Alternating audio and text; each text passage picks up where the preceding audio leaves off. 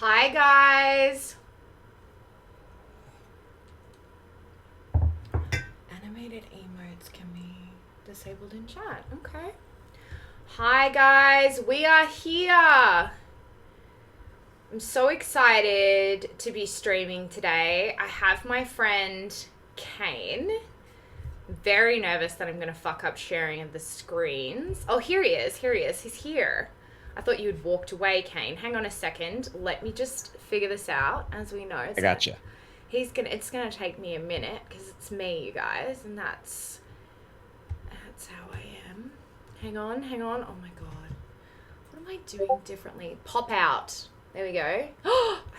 Nice. I think I'm figuring it out. There he is. There's the handsome man. I'm still in the fucking corner. I haven't figured out how to change that. How does this look, guys? Can you see everything? Is everything okay? I'm going to go and check my Twitch to bring up the chat. Shout out to my moderator, Simply Santasia. If you could just say hello in chat, so you probably already have, to be fair, so that I can see what's going on and make sure. Yes, we see people. Okay. We see beer, Lessie, Simply. Yeah, they said it looks good. Fantastic. Everything looks great. Hi, Kane. Hi, dude. So that's so crazy that we're here now. What a small world. Bro, I know. I just went live on TikTok and I was just like, dude, like when I spoke to you, like I was still thinking like, okay, I'm gonna start this Twitch. Like I hadn't even done it yet, and now I've been doing it for like 3 months, and now you're a guest on my stream. Isn't that weird? And you know what's really crazy? We've like switched spots. I've reduced to stop streaming, and you have started streaming. It's kind of nuts. It's kind of nuts. But the thing is, the reason that you've stopped, right, is because your career has taken off so much. I'm just really more focused on it than anything else, and just kind of just refocusing my energy. Yeah. If that makes any sense. Yeah, because you know I want to make sure if I were to be streaming, then it's consistent, and that I can actually be there with a schedule. Yeah. And with my current thing now, it's a little bit difficult, so I'm just pulling back a bit. Yeah. I totally get that. Oh, Punchy, thank you for hosting the stream. I really appreciate you, babe. Hope you're doing well, my girl. Punchy was my guest last week. Love it. So guys, just a quick little explanation of what's going on. If you're just watching now, I'm Miranda O'Hare. I'm the voice of Skye in the video game Valorant. This is my friend Kane. Kane met my best friend recording a music video. I don't know if we can say who for, so I won't. We'll hold that part back. We met on a music video. Yeah, for someone really cool. And they met on a music video and then connected, became friends, realized that, you know, you were a gamer and that I was the voice of a character, right? Well, how it came about was at that time when we were filming that thing together. That thing. I was streaming pretty often. Yeah, and right. I was streaming pretty often, and I was actually still playing the game. Okay. So here's the crazy part. Right, like I think right before your character came out, I stopped playing Valorant. Oh, punch it up. I know. And here's the thing. I actually just played I was playing the game 2 days ago, and I might start playing again. Do you play the game? I don't, but I'm kind of like more about the, moving we'll towards talk more it. about the game in a little bit. Yeah. We'll talk more about the game. But so I was streaming, and Margot's like, "Oh, that's really cool. What games do you play?" And I was like, "Oh, I play this and this game." It's like, "Oh yeah, my so and so, my best friend is a voice actor, and she's." I was like, "Oh, that's cool. That's really cool. I know a couple of voice actors actually," and she was like, "Oh, it's for this game. It just came out. It's like getting a lot of traction. It's Valorant." and at that time, Valorant was the #1 game in the world because it just had come out. It'd been out for like 2 months. There was so much, not that it lost any now. It was really peaking. It was Yeah. really, really peaking. And so I was playing the game and all that. I was like, what? I was like, let Miranda know I actually play the game and I do stream and all that. And so we got connected and now we've and here's the funny thing. At that time when I spoke to Margot, I had just booked This Is Us. Oh my God. I had just booked This Is Us. Did you tell her And I that or you couldn't? Here's the thing. I hadn't showed up on set yet, so I don't like telling people if I'm working or not unless I'm actually working, because Yes. like I've had friends where they're hired and then it's like they get unhired, and I was like, I didn't want to be one of those people that's like, oh yeah, I booked This Is Us, and then I'm like, never mind, I'm not working. And Yeah. and it was still at the time of where COVID was really at the height of COVID, where we just got back into production, and so I could have got fired by getting a positive test. Yeah. At any time I could have, yeah. Yeah, I Yeah, mean, so- because I remember when I spoke to you, like, COVID was so bad in LA at that time that, like, we were talking about me getting a PC, and the idea that, like, you would even be able to see me in that process was, like, complete. Like, we knew we were never gonna be able to see each other. Oh yeah. Do you know what I It was like, mean? oh, I'll call you. It was like, yeah, I'll call you and I'll like walk you through it. Yeah. It's so weird. That was such a fucking stressful time. I mean, even when I booked Valorant, like, I knew I was going to be able to do it because there was safety in it being a voice job, right? Because I knew Yeah. I'm never going to be in the same room as everyone. All the directors and producers were via the Zoom. It's obviously just me in a studio. So were you recording Sky at home in your home studio? No, they had a studio in LA that I went to, and then dude, it was fucking crazy because I was like never allowed in the same room as another person, and like Wow. like there was me and a sound engineer and a receptionist, and I basically just had to wait outside. They let me in, and then I was sent into a booth. And then me and the sound engineer were never in the same room as each other. He was in the other room, and there was obviously a glass divider. And then everyone from Riot was on was on Zoom. I could see them on camera in front Wow. of me. Yeah. Mm-hmm. So I'm friends with a lot of the voice actors in Apex. Okay. So I started playing Apex Legends, and so I transferred over there, and then in the beginning, I guess they were recording some of them recorded at home, and then they slowly started transitioning back into the studio. I would like hate. right after October. Yeah. I would hate to have recorded because I was like, it was like probably, I don't know, May, June, July, sometime like that when I recorded the lines. I would have hated to have done it from. I mean, I have a setup, but Wow. I So would've you guys hated were it. recording. You guys were recording when we were in the thick of it. Yeah. Mm-hmm. Wow. It was really bad, but I didn't like I didn't know what Valorant was, which is probably clear to you when Margot was like, "Oh, it's a game." Like I didn't It's know like what it well, was. I had a couple voice actors explain this to me, and you can correct me if I'm wrong. So like you're like a voice actor for like 10 years, and then you do all these projects, and then for the next 10 years you get paid a decent amount of money and whatever or not, and then it's like some of these games do well, some of these games don't, and it's like it's like okay, it's cool, and you just kind of move on to the next project. But nowadays, like games like Valorant, Apex, I don't know, maybe Fortnite, whatever it is that has like a lore behind it, the game just kind of blows up a little bit more than not. And so it's like, and I even told you at that time, I was like, hey, it's a pretty big game. I was like, hey, I was like, it's a big. You're like, really? And I was like, it's a big deal. And you know what's funny? I have friends in the pro scene of Valorant, and they were saying really great things about your character. Oh. They were saying, so the characters now. Do you know the word meta? It's like what's in. Okay. So your character's kind of like the in right now. Like it's kind of like yeah, we need a. Well, that's Yeah. good because I've gotten absolutely fucking shat on from the moment that she was launched. Do you know this? Like, Well, people hated her. Well, like yeah, and I think so. So my friend who's a pro player, he's a pro player for Valorant. So he's not like Who some is scrub. he? He's a pro.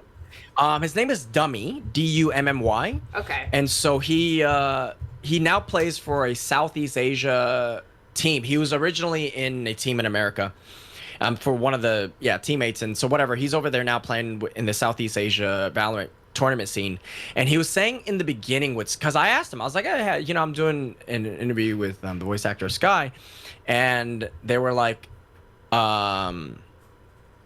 was like, what? That's crazy. And I told him, I was like, hey, tell me a little bit. He's like, well, originally when the character was released, people didn't really know what to do, like with Sky. Right. Like it was a new like concept, right? Because she has her little wolf dogs that comes around and like chases people, and they're like, wait, what? And the Flash, and it was really annoying. She was a really annoying character in terms of like to beat a really annoying character to beat and to play.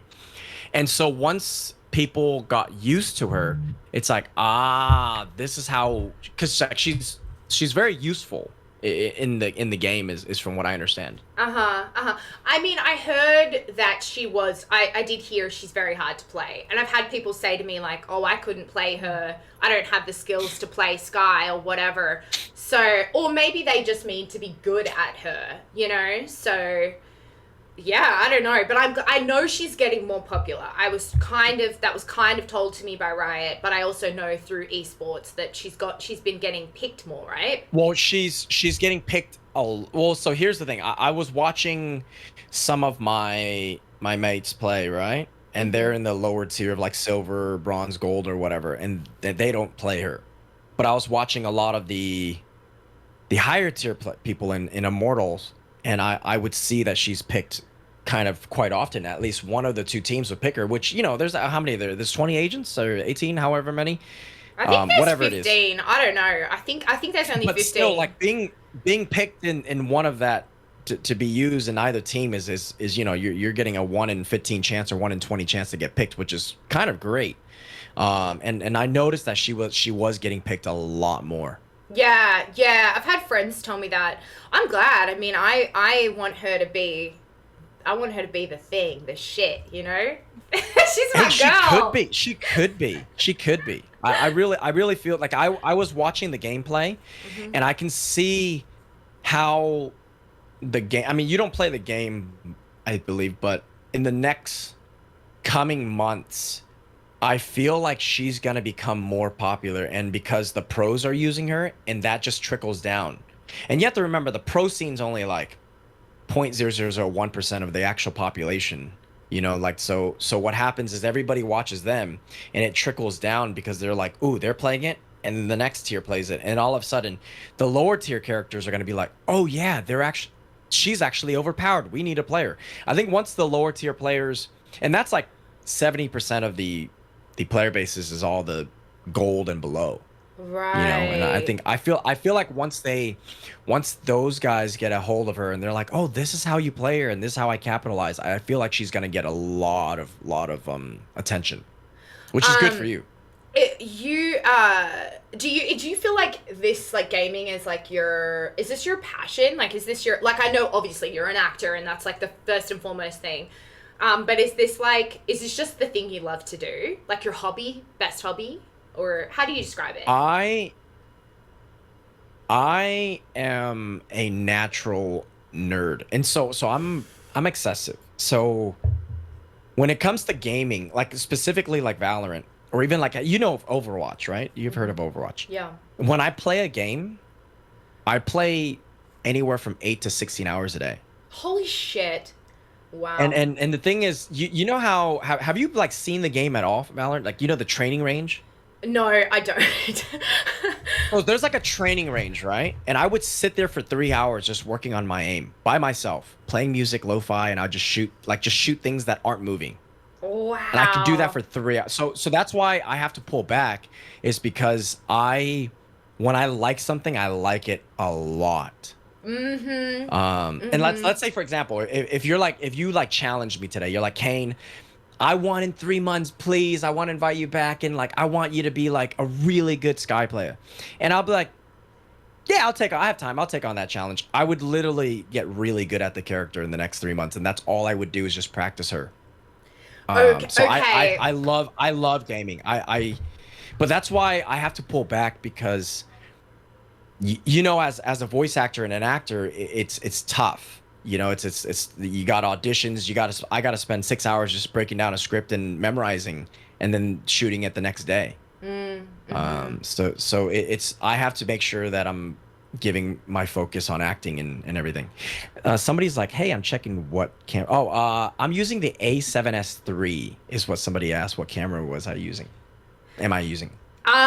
Okay, so guys, I feel like I'm excited to talk to Kane because Kane is in This Is Us. I think This Is Us is the #1 rated television show in America right now. I could be wrong. It's got to be Yeah. top 5. Is it #1? It is the #1 show in America. Yeah. I mean, that's fucking On network television. mind-blowing. Yeah. Mind-blowing. So, Kane is in the show. I really want to talk to him about it from an actor's perspective. Firstly, I just want to say to you guys a couple of quick things. Guys, I'm going to do a giveaway this month for anyone that subscribes to my channel. I'm going to be making a personalized video for you. I'm going to pick one person, so it's not everyone. I'm going to pick one person who subscribes. I'm going to do a giveaway. The giveaway is me making you a personalized video. I can say hello or voice lines or whatever it might be. I'm also going to add some new fun features to my Discord today, which I will announce. And also, next week, I'm streaming with a fantastic girl gamer on Wednesday.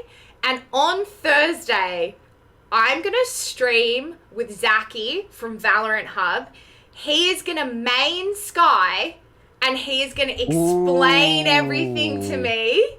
And I'm going to watch it, and we're going to sort of get to a point where I can understand the game to possibly play her myself. But Zachy's going to explain everything to me because he might be the only man in the world with the patience to do that. But Kane, if you ever want to come on and play any of the characters, and I'll just stream it, but you don't have to. But you're welcome to. I would love that. I need like a month to get back into the game. I got really into Apex, but I want to get back into Valorant. I think Valorant it's a very, you have to be patient because it takes time to get good with Valorant. Yes. Oh God, it's like such an overwhelming idea for me to play it. But I'm going to start small as a person that's literally never played a game in their life. I played Among Us one time with Santasia. And I was fucking terrible at it. So, but okay, so I'm so excited to talk to you. So tell me, so you got the character of Kane. What was going, in This Is Us, what was going on in your career before you booked that role? What were you doing? Were you just going out for a bunch of stuff? No, actually, quite the opposite. The pandemic was happening, and I'm streaming, and streams like whatever, and so I think it's my first audition. It was my first audition that I had since the pandemic started, and I taped it. And if anybody has actually watched it, there's like a bedroom scene, and I actually shot that scene in my bedroom, laying down like shirtless, and so the person that's opposite of me, my love interest, is a female, and my roommate, it's like a male, and he's like, "Hey, you love me?" And I'm like, "Yes, I love you." It's like a funny audition tape, but it got me the job. And like I knew when I taped it, I was like, I booked this. I knew. I just knew. Oh, I love that shit. Do you know, Margot told me the story of you doing that audition tape, and we were talking about how, it's like, you gotta fucking commit, dude. Like, you gotta go for it. Do you know what I mean? I went for it. So it was a bold move. I taped it in my bedroom. I was laying sideways, and I had lighting in the back, and I was shirtless, and I was like, because we just did it, and so it's like a love scene type thing. And so my roommate was like, "You sure you want to do this?" And I was like, "No, I'm positive. And so yeah, so that I think I showed Margot the scene. What did your agent or your manager say? Were they into it, or were they like, "Oh, this is risky"? They were like, "Oh yeah," no, they're like, "No, this is great. This is great." Good. Okay. And so, yeah, so it was good, and so we booked that, and dude, it was kind of nuts. So I booked it, I think, beginning of October, and we started filming. I think I met.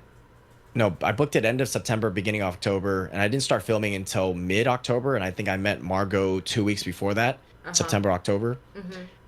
and we filmed till like a week before Christmas, Right. which is a really long time, which is a really, really long time for like, because I had one main episode and two episodes where they just used my photo.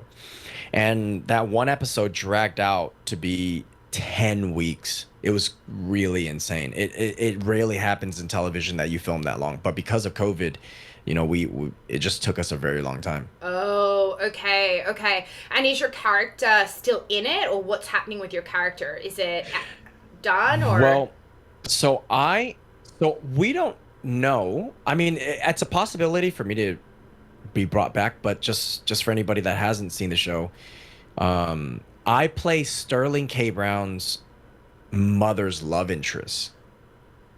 So I play her love interest back in the 70s, 80s. So there's different timelines that happens, and I play it all Yeah. the way up until like the 90s. Oh my And God. what's really nuts, what's really nuts is my co-star Jennifer Holmes. She did such, it's her episode. Like it's absolutely her episode. And here's the crazy part. That episode is one of the highest rated episodes ever for This Is Us. Oh my God. Um, she's gunning for a guest star Emmy. It's Love really insane. They that. NBC was pushing for it. I don't know where it is in the process, but if you have a chance to take a look at it, she did an amazing job. Like Wow. where she was emotional, like, and it's like, because the whole idea, I don't know if anybody knows This Is Us, but Sterling K. Brown was adopted by, Mandy Moore's character, and Milo Ventinella's character, and so he's adopted, and so he's trying to find who his birth mother is, and so that's the episode called Birth Mother, and you basically just see her struggle from falling in love with my character, and I play the younger version of another character, and you see her struggle of loving me, and you know what's really crazy, man, the director gave me a perspective that I was like, she's like, Kane, just imagine this for in a crazy real world. You love this woman so much, and just really think about this for a second. You have an effect on Sterling's life because you're the love interest. Essentially, you're almost like the father.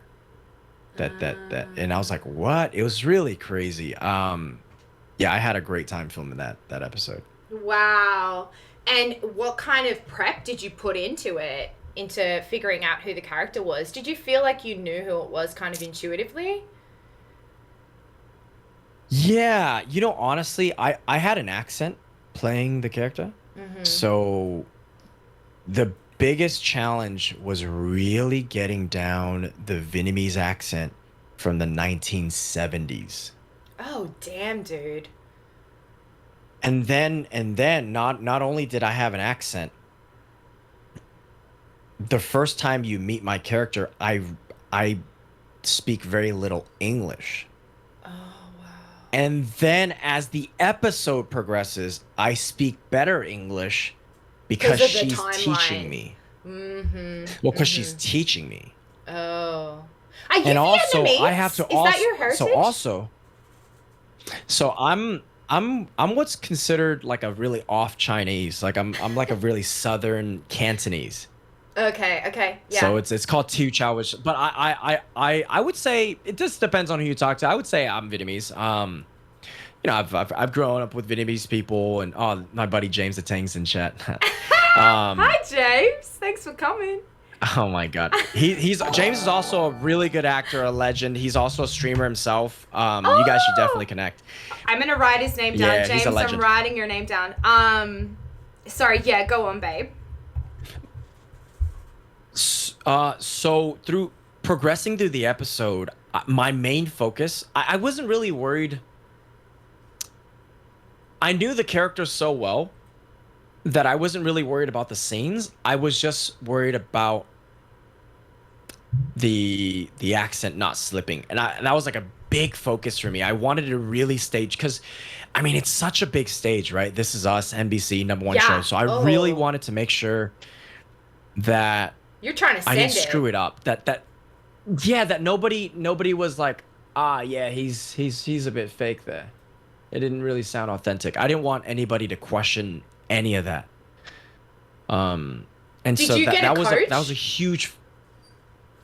They, I had, I worked on it my own. And here's the thing: I grew up with a lot of Vietnamese people. Like my dad has a Vietnamese accent because we you know we grew up in Orange County, and you know I speak Vietnamese fluently and Chinese fluently. Oh, But got it. the show specifically had a coach, and I made sure to take advantage of her as much as I could. Yeah, it was really wonderful that they, you know, and it's expensive. It's like $200 an hour, and they covered it or more. I don't know. Dude, that's fucking sick. I love this. Vietnamese Yeah, people are the best. When I was in high school, I worked at a muffin shop and it was owned by a Vietnamese family and I fucking hung out with them all the time and we were they're the nicest nicest. people. And they Yeah, like would take me to their depending on the restaurants. type Oh, you meet. Yeah. they were the best. They loved And food. they're like, oh, just eat. They're like, oh, just eat for free. I guarantee you, they're like, oh yeah, we're not gonna charge you. Your family. Yeah, they constantly wanted, yeah, they're big on eating and like we always went to Vietnamese restaurants and all the cousins worked at the shop. It was just they were fucking cool. They were really cool people, but they worked damn hard. I mean, the man that owned that, I was terrified of him. I did not want to piss that man off. That's is this in Sydney? This was in my hometown. I was a kid, so this I was probably like 16, 15, 16. I was still in Canberra at that time before I moved to Sydney. Ah, Yeah. Do you know Canberra? okay, It's the okay. capital of Australia. Yeah. I have Yeah. a lot of mates. You could do an Australian accent. You say things with an Australian accent a I lot. I can full on send it, and I've actually I've like to even Australians. I don't do it. Like sometimes I would, Uh-huh. but Uh-huh. yeah. If you I could did that voice to me, I genuinely would believe you. And I'm telling you, I'm babe, like, I oh don't yeah. believe anyone's Australian. Like people try to they're like, I can do an Australian accent and they do this terrible accent. But for you, like I actually would believe it. It's because I know the idioms. It's like, oh yeah, I can't be bothered. Oh yeah. Oh mate, we're heading to the bottle. Oh yeah. All right. You do know, you do know. What is my Uh, laptop doing right now? Sorry, I'm trying to bring up my questions because I haven't fucking asked you any of these questions yet. Um, it's playing music. yeah, Holy shit. Hang on a second, guys. nah. God, no, stop. Whoa, that was really stressful. It's my old laptop. Okay, sorry, what were we saying? So you got this coach, she coached you, you wanted to send it because it was This Is Us. Yeah, and I was actually just talking about it because about it with a friend of mine that I was taping today, and we were just talking about like the challenges that I ran into when I was filming This Is Us. And what was really crazy was This Is Us really taught me to take notes because Really? or how to communicate with the director because I would come in with my take or my choice, whatever you want to call it. Mm. And I would do that for one or two takes, and she would come over and she'd give me some notes. She'd be like, hey, she'd give me like the backstory. Hey, you really feel this way. And I'd do the third thing and I can hear it. And she'd be like, cut. I'm like, okay. She's like, that's good, really good, and this and that. And I was like, oh shoot. I could tell that I'm not like hitting her note. Mm-hmm. Mm-hmm. And usually it by the fifth take, I would be like, oh, I got it. I got it. And I can hear it in her voice. She'd be like, cut. And I'm like, yes. So that was the biggest thing for This Is Us is the accent by the time I got on set was good. I just came prepared every day on set, Mm. ready to really digest the director's direction. Oh, Is the thing that I had to be open-minded. I had to be ready for direction. I had to be ready to maybe not really challenge, but more of like, hey, what about this and that, and to see where she, because sometimes she'd be like, ooh, that's great, go with that. Yeah. And I had to be, or she'd be like, ooh, she's like, well, let's, she's like, try it. And I could tell that she's kind of giving me a free take. She's like, yeah, try it. And then she would give me her notes, and I would have to be ready to take her notes. Because if not, it's weird, right? I mean, you're like trying to control this thing, which I learned, I was like, you can't control the scene. The scene's not yours. It's the story that's being told, and I always had to remember that I was here to serve a story. I'm not here to oh yeah, Kane's now a star. I'm here. My character's here for a purpose, and I'm here to serve the story. And I kept that in mind the entire time. And at the same time, she said something really nice to me. We had just filmed a scene, and I played the character kind of silly, because that's how I read the scene. And I kind of played it really light. It's like a crawfish scene that, and I was like, oh. And I was like being this cute little Vietnamese boy. I'm like, yeah. And she's like, that's good. So we finished filming, and she pulls me over for a conversation. She's like, Kane, walk with me. And she walks with me. And she's like, Kane, I love that scene. I love what you did. It's really different.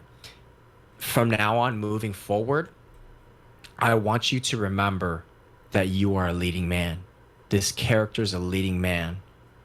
And I can't wait for America to see that. Oh. And you have to understand, and James knows this because James is an Asian American. Being an Asian American or Asian in general in America, and wanting to be told that you're a leading man is difficult enough. And for someone to say it on their own merit, on their own dime, is even harder. And I was like, I was in tears. I was like, wow. Okay. So you want me to be something that I truly believe I am, but you want America to see it too. And on top of that, this guy's an immigrant. He has an accent. And I was like, wow. I was like, I never really thought of this guy as the leading man, because like, I was just kind of, hey, I'm here to serve the story. But she kind of gave me another perspective where she's like, no, you are. And I was like, I told her, I was like, thank you so much. It's hard enough sometimes to tell myself that sometimes. And for her to tell me, I was like, wow. Yeah. Yeah, because, right, it's like I think for Asian Americans or just Asian people in general, in terms of like popular culture, it's like, you haven't always had the opportunity to be the leads and things. It's just not, like, they haven't always been the heartthrob or whatever the fuck you might call it. And it's fucking cool to see that shit change. And like, I think I think that was even the music video that you were on. I think that was a great example of how it's changing, right? Because your character was the wonderful heartthrob. Example. Yeah, because I had that conversation with Margot. I was like, the fact that this is an Asian man, you can see culturally we're changing. We're starting to see, I don't want to say sexualizing the men or Asian men, because that's probably not the right phrase, but like there has to be a level of that. Like, you know what I mean? Like, I think it's important. I think it's so my friend James said, please sexualize us. We haven't had enough of it. And it's like we don't really need it. Just don't count us out. Yes. You know what I mean? Like I don't walk around going, hey, please sexualize me, but I go, hey, don't count me out. Yes. I walk around, I go, don't count me out. Yeah. No, it's fucking cool. It's so cool to see this shit changing, and it makes me emotional. Like, I was getting emotional to hear you say like that you're on set, and to have you know, someone say, you know, you could be a leading man. Because if I'm completely honest with you, and here comes my privilege, and this is embarrassing to admit, but I never once in my life thought that I could not be considered a lead. I never once thought that, right? Because I'm like a blonde white girl. So it just never came into my headspace as an actress that I would not be able to be a lead. And there have been times in my career where it's worked against me, because this was back in the day when it was like more white casting. It wasn't as progressive as it is now, where it was like I couldn't get seen for shit, or like I would lose out on a role because they would give it to like a hella famous person. And it's just so interesting now to see that like all these minorities are now moving forward into, it's changing like the landscape of how we cast, how we think. And like as a person that writes myself, I'm constantly thinking about this when I write horror content. And when I write horror, I'm like, you know, like, am I making enough space as a white person? So I can only I can't speak to that, but am I making enough space in my story for just lots of different characters? Because like that is real life. Like that reflects the world that we live in. Like my friends are all different ethnicities, different religions, different whatever, gender identities, sexualities. Like it's just very important. You watch a TV show or whatever, and you watch it, and this is just sometimes, you know, I think it's definitely a lot better now, but like 10, 15 years ago, you watch a TV show and you watch all the background. I would always look for the background characters, because then I would look at them, I'm like, oh, they're all white. And you know what's really crazy? About 8 to 10 years ago, I'd watch, I don't know, I watched, I think it was some, was it, not the vampire movie with the werewolf, Taylor Lautner. Twilight. And I saw the Asian guy, and I was like, dude. I was like, that's my boy. Justin Chan. Okay. I don't know him. I know him now. You know him But now? at that time, I didn't know him. That's so cool. Yeah. So like, we have lots of mutual mates, but you know, at that time, being a young kid, I was like, yo, that's cool. I was like, that's dope, man. That's my brother. And it's crazy to man, it's kind of like, I'm sorry to say, it's just white people don't feel that way. You don't go, oh yeah, he's white. It's like when I see an Asian person, even in the background, I get excited. I'm like, yes. Mm-hmm. Not just because they're working. I just go, I'm represented in this. Yeah. No, and here's the thing. Something like Game of Thrones, I go, I don't do it to just do it. Does that make sense? Like, you know, you can't just do it to do it, or you know, maybe New York, like Mad Men. Then it's like, you know, in those type of shows, or, you know, Sons of Anarchy, maybe, you know, where they're, I don't know, not to say that Asian dudes can't ride on bikes. I'm sure that there's plenty. I'm sure there's plenty of Asian bike gangs out there, but that show specifically targeted towards that audience, and that, you know, and it's very true in maybe in the South or on that side. So it's really, yeah. What, even now when I do see an Asian person, I get really excited. Do you feel like it's changing? Because I just realized that I'm saying it's changing, and then I'm like, who am I to fucking say that? Do you feel like it's changing? I definitely feel like it's getting a lot better. Right. I definitely feel like it's getting a lot better. I don't want to diminish how far we've come, because that's not really fair to the people that have paved the way. Mm-hmm. Mm-hmm. You know what I mean? Because like, if you're like, oh, there's no progress, then it's like, what about all the people that has kind of made it so this progress is possible? Mm-hmm. Mm-hmm. You know, and so I definitely think it's getting a lot better, and I definitely think we're not quite 100% there to the equal, you know, fair. And it's not like, okay, every single show needs to have 3 white people, 3 Asian people, 3 blacks, 3 Hispanics, 3, you know, this and this and this. It's not that. It's not that. But just to represent, like, okay, this is we're getting a little personal in terms of what I want. Hopefully a producer hears this. Miranda, I don't want the next project. Not that I say I don't want. I don't want to say what I don't want. I want to say what I want. I want to be able to play a dentist in America that happens to do good. Like, that's what I want. Even though, sure, I have a physical physique and I can play a superhero, I can play a soldier. I want to play a dentist as a spy. I want to play a dentist that's a vigilante. Because guess what? A lot of Asian people are dentists. And I just want to, or psychiatrists, or psychologists. I want to play an everyday man. Yes. And if you don't there's want to actually play something that defines by your race. You don't want to be playing a fucking, like, I don't know what characters, like the smart guy, the tech guy, well, whatever. Here's the thing. Well, it's not even just that. Like, sure, we're smart tech, whatever, but like, I guess what I'm trying to say is I have so many of my brothers and sisters out there doing such a great job with all the martial arts stuff and the that thing. And it's like, great, that's going to get made. That's going to get made. And they're going to do a much better job than I would. Mm-hmm. I want to play an everyday man. I want to play the science lab teacher that I'm really smart. Mm-hmm. And then all of a sudden, I'm Breaking Bad and I'm selling meth in my basement and I'm gonna kill this entire. I'm gonna blow up this entire city if I have to. Yeah, sure. I fucking get that, dude. But that's just me personally. Yeah. That's just me personally, and and being able to play, one, an immigrant, and two, an interracial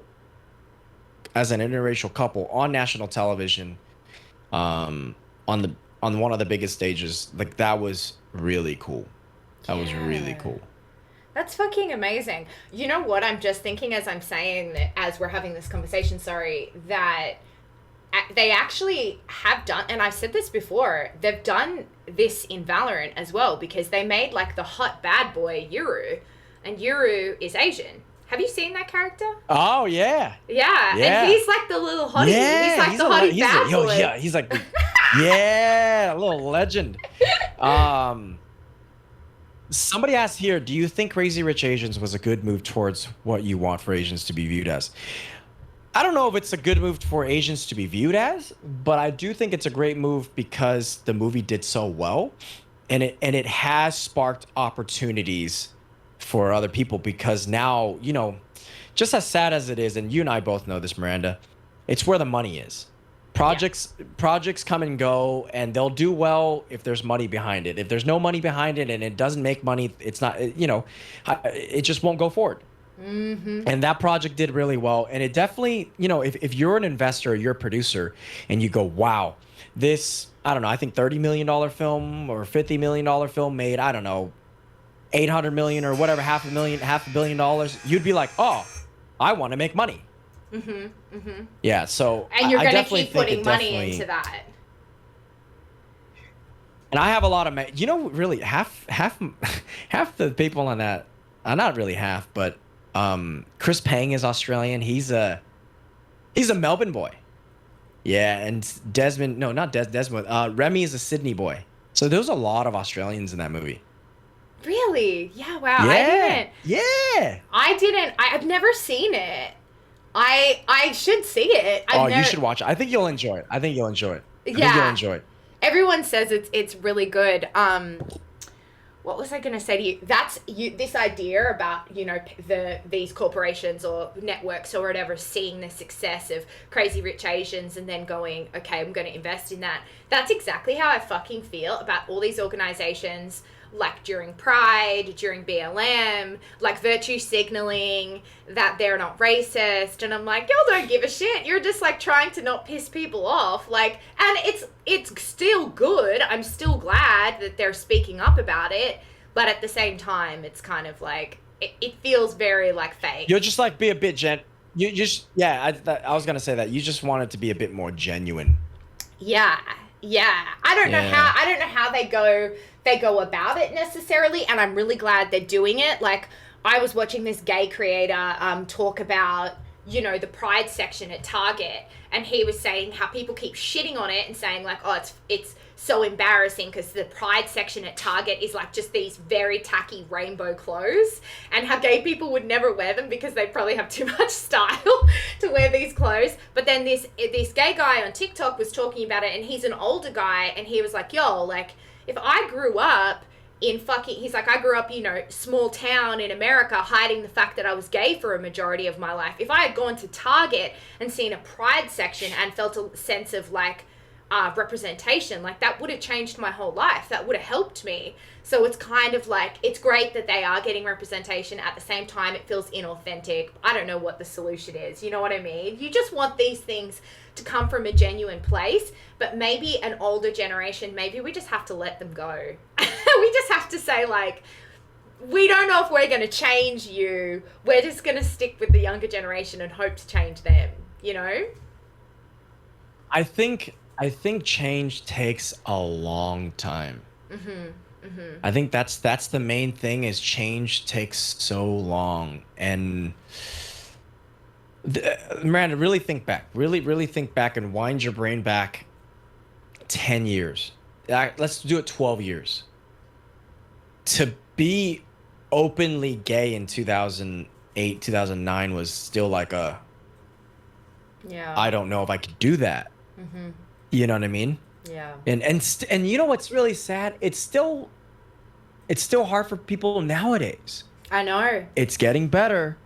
It's still not fixed. And we live in a bubble where it's completely fucking chill, right? Like if one of your mates was gay, like you wouldn't even cross one of my mates came out recently and I was like, okay, like no effect at all. You know, like, but that wasn't the case, and that's not the case for everyone. I just now I just know your preference, and that's it. That's it. Yeah. It doesn't really change anything in your life. But yeah, we're very, very lucky to live in these times. And, you know, I know personally, in 2008, I was in a show. I was very young. I was in a touring theatre show during Pride Month in Sydney. And everyone in the show was gay. And it was a show about being gay, about the history of Stonewall. And during that time... Wow, back in 2008. Yeah, in Sydney, a lot of my friends in Sydney are gay, and we wrote the show ourselves, and we did it one show in Sydney, and then it became popular, and we toured Australia doing this show. And there was one time where I was standing out the front of a venue after we had just performed, and a car full of people drove past and threw stuff at us and called us the F word, called us faggots. And it was like terrifying. It's so rough. It's so rough because, and I know this because I have a lot of mates from Australia, and Australia's still behind in that. Is you know, so I'm just imagining 2008 in Australia is 2002 in America. Yeah. You know, and so it's like, oh man, I can't. That's wow. That's good on you for putting that on. And yeah, my best friend back home, he is a drag queen, and yeah, I mean, you know, we were living in a bubble. We were living in a part of Sydney where the population of that suburb in Sydney, kind of like West Hollywood, it's a place in Sydney called Darlinghurst, and most people who live there are gay. So we were kind of in a protective bubble of that scene. But as we took that culture outside of the bubble that we were living in Sydney, I definitely became aware of, like, you know, just you know, inequality, hatred. And as a person, as a, you know, a blonde white girl, I hadn't really experienced that before. And I was the most upset about it. And they were all just like, oh yeah, this is what it's like. You know, for us, it's shit. And I'm like, you can't accept it. Like, but that's it, right? That's what we go through, or they go through. It's tough. Yeah. I think it's definitely, you know, we have to celebrate the wins. We have to celebrate the wins, and we have to look forward to what's more to come. Obviously, yeah, I think that's that for me. I love to live life in a way where I'm like, all right, cool. What's next? What's next? What's next? What's next? And I definitely want to celebrate how far we've come. Not enough, but I want to go, hey, good. we're doing great. Oh, we definitely, yeah. I mean, I can't speak to your experiences in terms of being an Asian person, but I think in terms of, we're moving forward with a lot of things. I think I speak, so I have a series. So normally, Kane, I speak to women every Wednesday at 1 p.m. I have a series called the Girl Gamer series. I made an exception for you because you're an exceptional man. But normally my Oh, yes. That's a sweetheart. I normally speak to women and I try to showcase girl gamers and stuff because, I'm a feminist and that's something that I really kind of coming into gaming from a very outside perspective. The first thing I noticed was I was like, oh, is there a space for women in this community? Like, where's that space? It didn't feel like it was like there enough, I mean, I don't know, and I've spoken to this, obviously I do this once a week and I've connected with so many girl gamers and I am seeing like that they're dealing with a lot of they are dealing with a lot of trolls and a lot of hate, but it is, they all say it's getting Sexism, so much better. trolls, hate. Do you ever deal with any of that? Here's the thing. I am a privileged Asian male. You know about all the hate crimes that's going around with Asian Americans. I don't know if there's just a rise in hate crimes within the last 2 years because of coronavirus.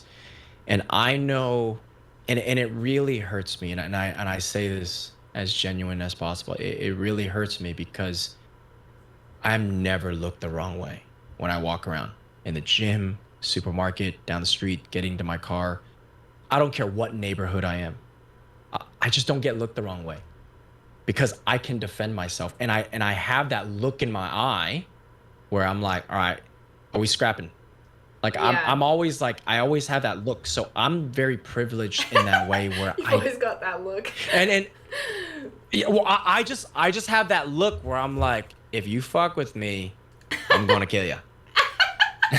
and I just have that persona. So I don't get, when I was young, then I would have people like make fun of me, call me chink, do the eye thing and like, say certain things in different languages or whatever it is, or certain words that I don't understand, gook and all that other stuff that I didn't understand. But as I've gotten older, like I just don't have that. I just don't get picked on, and so it sucks because, it's so funny, and I go, I wish I would get picked on because I'd really do something about it. I really would. You'd beat some ass. But I just don't. I don't.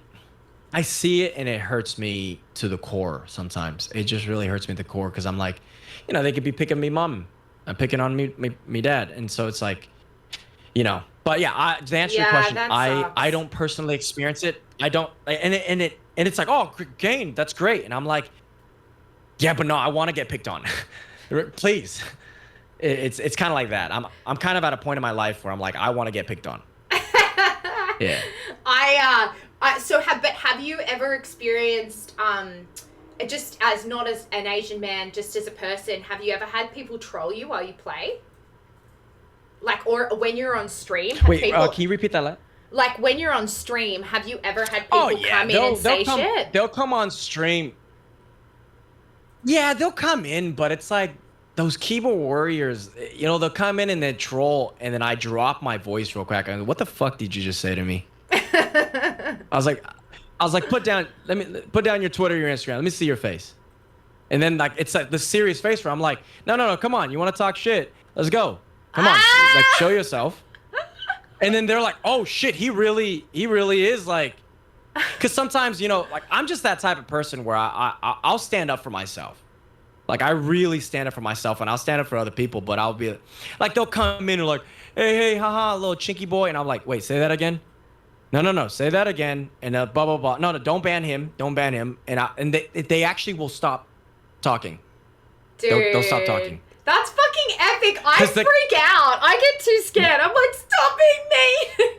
I freak out. Yeah, well, because like people, dude, it's like in boxing or fighting, they have a saying, dude, everybody has a plan until they get punched in the face. And everybody has a plan until you're confronted. And I go, hey, ooh. Like talk to, and I won't even do it. I was like, hey, talk to me. You got a problem? Let's talk it out. What's your problem? And it's really the way I approach it is very much, what's up? I'm right here. You have my full attention. Come on. And they're like, and then imagine hearing that. There's a part, and I know that because I'm imagining if I were to hear that, there's a part of me going, oh crap, like this is actually really happening. I'm getting confronted. Like if it's the guy's talking to me. And so I don't know. That's just how I approach things. I shut it down really fast. Dude, I think shut it that's down the really best fast answer I've heard so far. I think that's fucking. I mean, that is not for everyone, I don't, but that's a great answer. Yeah. No, I'm yeah. I'm a very much like a type of guy where I was like, all right, mate, let's handle this. What's going on? Oh, Yeah. what's going on? And then first, let's talk it out. Is there a problem? What's the problem? Like, I'll walk in the street and maybe somebody will say something. I'll turn around and I'll ask them very nicely. I was like, what's the problem? Oh, dude, you walked really close to me. I apologize. I didn't mean to do that. I didn't see you. Is there still a problem? No. I'm just saying. Okay, cool. Hey. And it's like, it's that simple because people will walk around in life thinking they can continually do that if they aren't confronted. So I am the confronter. I will. There was a lady the other day at Trader Joe's, and she literally, there was a trash bin, and she threw the trash outside of the bin purposely. I turned around. I was like, "Excuse me, miss. You actually missed the trash can." She goes, "Oh, yes. Because like she literally walked away, and the worker was like, Aww. like she purposely threw it. The bin's this big. She purposely threw it out, and I turned around. I was like, "Miss, you missed the trash bin." Damn. And she goes, because like if you don't call, so guess what? The next time she walks in that Trader Joe's, she's gonna make sure that trash is inside that bin. Yeah. I hate it when people disrespect workers like that. I fucking hate that shit. Yeah. Or like when people go off on like Ralph employees or Target employees because they can't get a discount or whatever it is. It's like, come on, man. Like they're just like me and you. They're workers. Like, yeah. You know, it's like imagine a voice director yelling at you. Hey, like Miranda, I need more energy from you in a really rude way. You're like, hey, don't talk to me like that. I'm just like you. I'm a human being. I'm trying to take your notes. Chill out. Yeah. No. Totally. I think that's great, dude. I have not fucking asked you a single gaming question really at all. Dude, this is how the podcast went. You do whatever you want. You do whatever the fuck you want. I love this. Guys, I want to, because I always don't do this when I stream, when I have an interviewer. When I'm interviewing someone, which is every week, I forget to fucking ask people to ask questions. So I'm trying to do that. We're going to wrap it up in the next like 5 to 10 minutes. So if you want to ask some questions, feel free to ask them now. Again, just reminding you guys, I am doing a giveaway this week for anyone that subscribes. I'm going to make a personalized video for you. I can say some SKYE VA Please friends. subscribe today. Here, I'll start the... Yeah, I just started the train, so somebody else needs to subscribe. Subscribe. Whoever follow. It is, we're waiting. I have also, guys, I'm starting a Patreon, but I'll probably just make a TikTok about that because that's where most thanks for subscribing. You actually did subscribe, Kane. You're so funny. I'll subscribe. Of course, to mate. Mate. I'm so excited to hear where your career goes, and I also feel like, are you doing voice acting? Because you have a fantastic voice. So here's the funny thing. I did my first voiceover project like 4 weeks ago. Oh, what was it? Oh, Punchy. Thank you for the 5 gifted subs. We love Punchy TV. Punchy is such a sweetie. God bless you, Punch. I appreciate it, darling. I want to give others. Oh, you're so sweet. Oh, you're so cute, Punchy. Yeah. You're so sweet, Punchy. But so I did my first voiceover project 4 weeks ago, and you're gonna freak out. So I show up and I do it, and they're like, "Oh, it's just gonna be this and this and this," and I was like, "Okay, cool." And they're like, "Hey, you gotta stay for another hour or so." And I was like, because we have like a scene that we haven't told you about. And I was like, okay. And guess what it was? It was a scream sesh. A scream sesh? Like what? Like you were dying? Like or I would just worse. Like I was getting murdered, crucified, pinned to the like it was crazy. Oh, yes, I've done this before. But that was my first like I'm like running and like I'm like dude like I'm full on like sprinting. You But know yeah, what? that You know was what my really first helps? voiceover experience. So when you've got to do something like a death scene or you've got to get punched or anything like that, this is kind of dramatic, guys, but put your hand around your neck. I do that a lot, and I pull at my neck because it's like, like stops the, and it gives you resistance, like something to fight Oh. against. So I do that a lot, and Yo, I everybody act with my whole subscribe right now body. for the $100 million tip. That's the $100 million tip. All right, choke yourself. Choke yourself, y'all.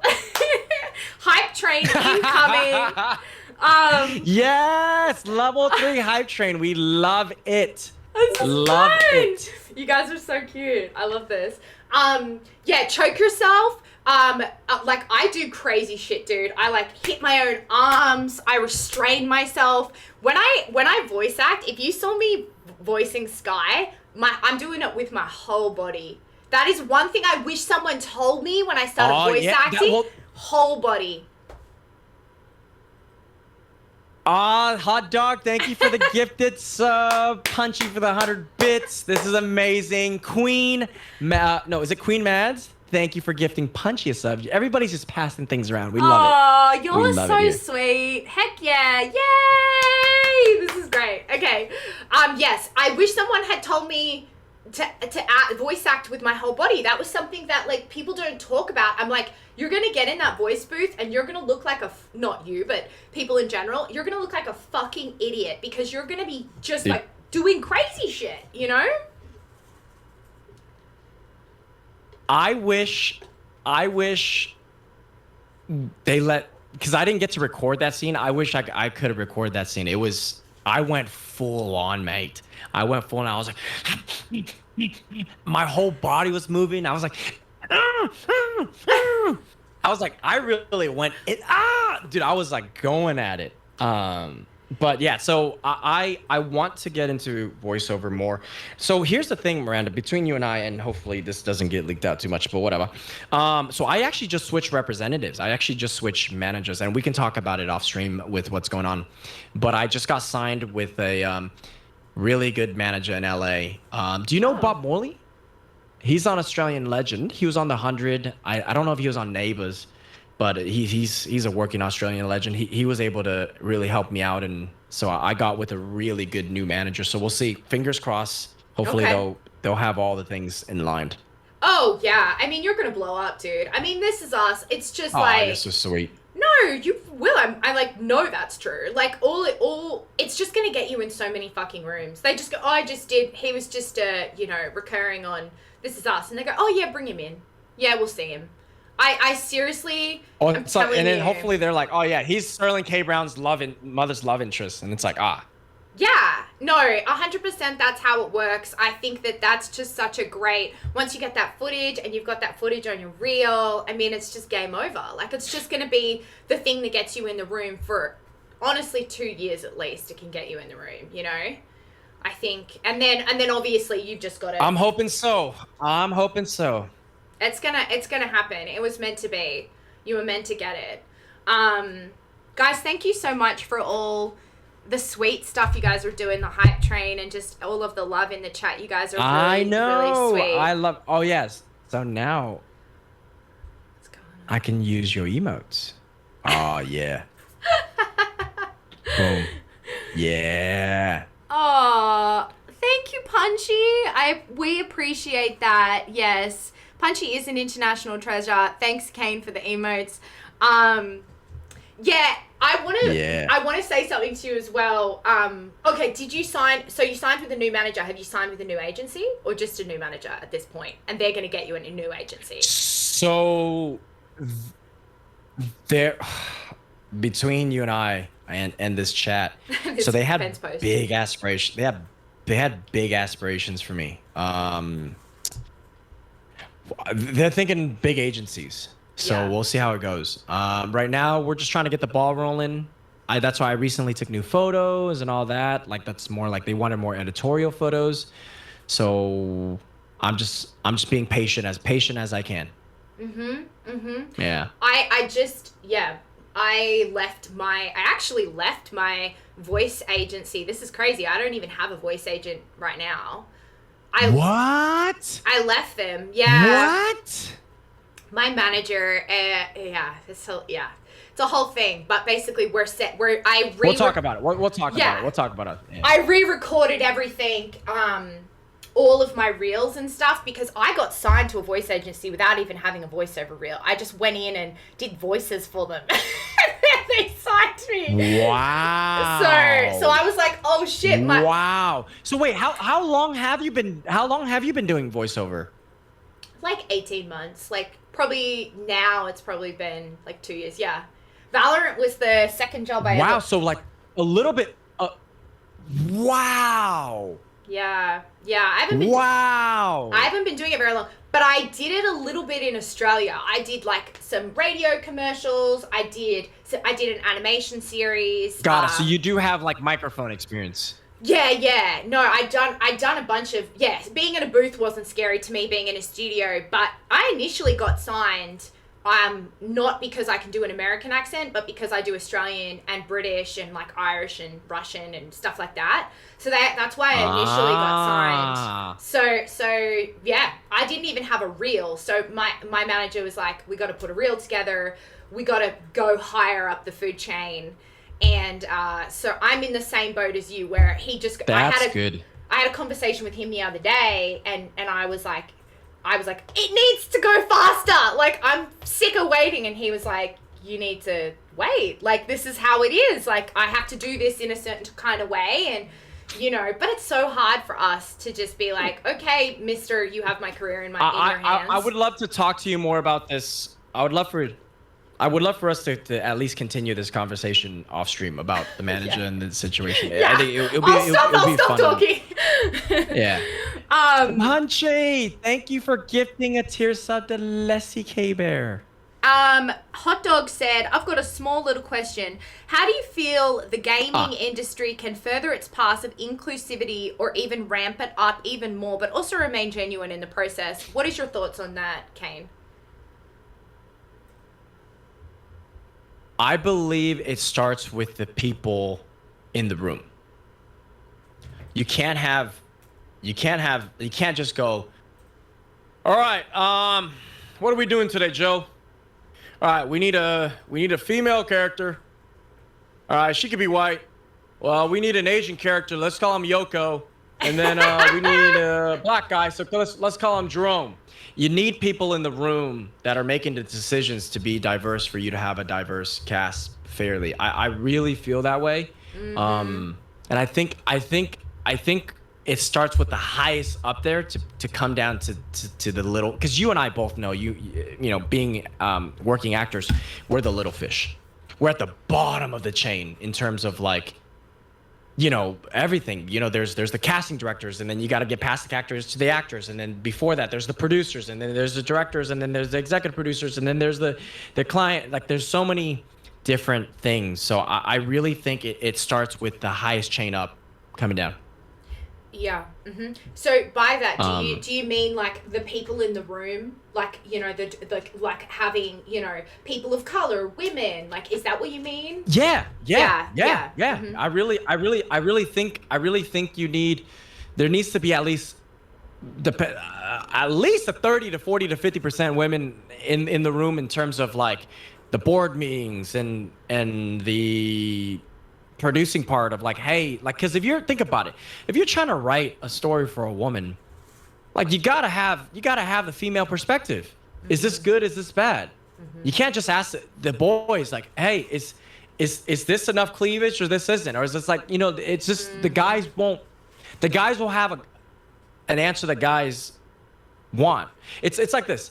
It's somebody on TikTok made a video going, yeah, you know, guys that are really buff and blah, blah, blah. Like, you know, you guys think all women want these, like, six-pack, like, really buff muscles. It's like, no, guys like that. Men like that. And it's like females like the loving, the cherishing, wanting the, the emotional side, the sweet side. And I was like, that actually makes a lot of sense. Sure, it doesn't hurt if the guy that you love or like is maybe good looking or fit or whatever.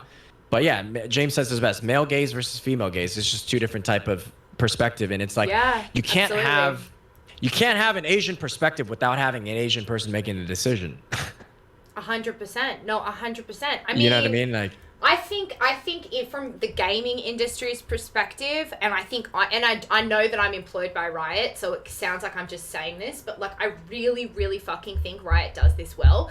The director was a black woman of when I was SKYE. amazing.